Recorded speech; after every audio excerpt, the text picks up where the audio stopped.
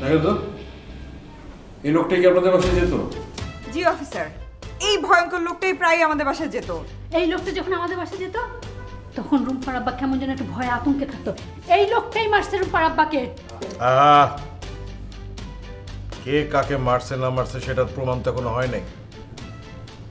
আগে প্রমাণ হোক, তারপর দেখা যাবে। সিন্ধিয়া, স্যার। ওনাদেরকে ভিতরে নিয়ে বসো। জি স্যার, চলুন আপনারা।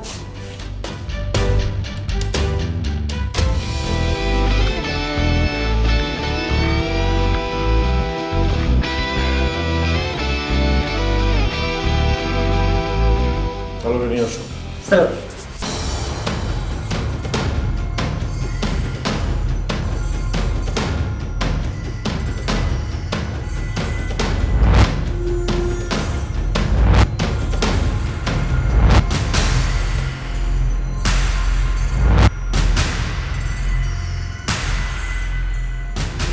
দেখে চিনিস? চিনব না কেন? শুধু আমি না, এলাকার পশু পাখি সবাই চিনে। ডায়লগ তো দিচ্ছিস একদম নাসির উদ্দিন খানের মতো। বল এখন, কেন মেরেছিস একে? মারি নাই, জন্ম থেকে কালো। খুনি মনে হয় নাকি? আমি কেন মারতে যাব? চেয়ারটাই এমন, জন্মের দোষ। শুরুতে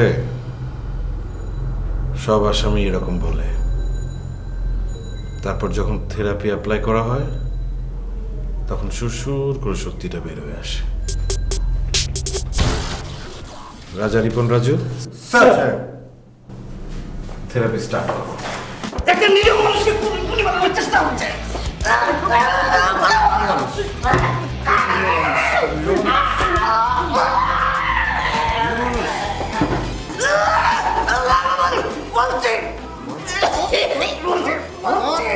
বলছি স্যার, বলছি স্যার, বলছি আমার একটা বলছি।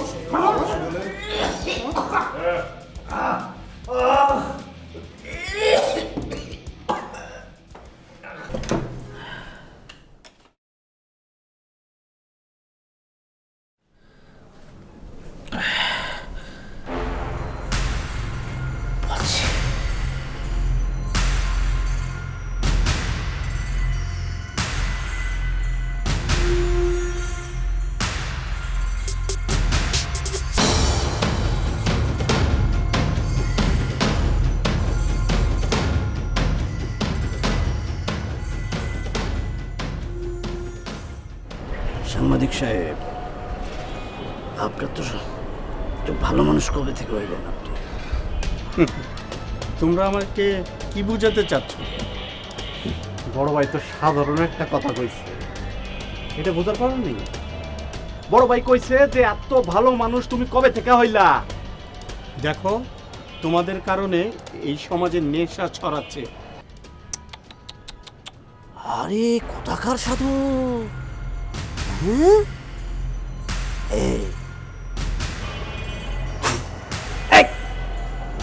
চোখ পলক মারবি না, চোখ পলক মারবি না। দেখো, তোমরা কিন্তু কাজটা ঠিক করছো না।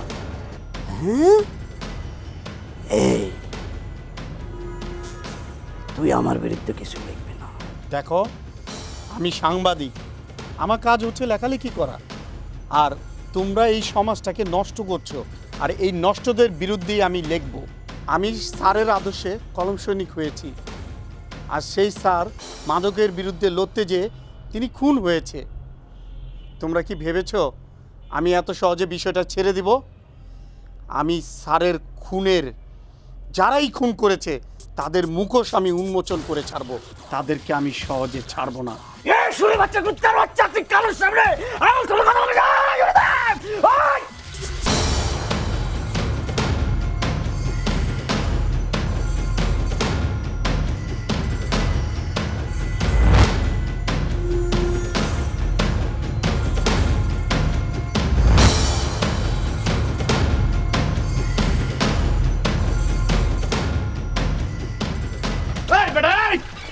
এই বড় ভাই কইছে না বড় ভাই কি করে গেছে শুনছিস? বেশি সাংবাদিকতা করস না, একদম খেয়ে ফেলাবো, কিন্তু একদম খেয়ে ফেলাবো। তার বাচ্চা বেশি ফল পারস। সাংবাদিক তোর কলম সৈনিকের গোষ্ঠী আমি মারিয়া দেবো একদম।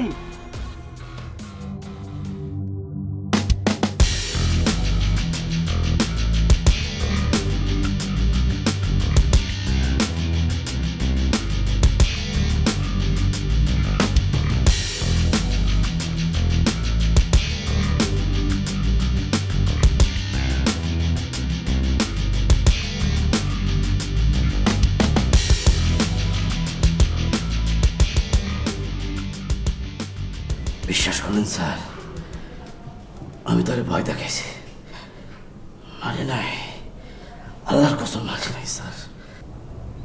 আচ্ছা ঠিক আছে, ঠিক আছে, আমি মানলাম তুই সাংবাদিককে খুন করিসনি, কিন্তু সিরাজ মাস্টার কি দোষ করেছিল? তাকে মারলি কেন? স্যার, আমি মাদক দ্রব্য পাচার মাচার করি ঠিকই, কিন্তু খুন খারাপের মধ্যে নাই। জন্ম থেকে তো কালো, এই জন্য চেহারা দেখে খুনি মনে হয়। আল্লাহর কসম মারি নাই। তাহলে তোর আস্তানায় উদ্ধার করা নারী ও শিশুগুলোকে কোথায় পাচার করতে চেয়েছিলি বল? স্যার, আমার দায়িত্ব শুধু আস্তানা পর্যন্ত নিয়ে আসা, এর বাইরে আর কিছু না। আমার এই দায়িত্বের সাথে আমি শুধু একা না,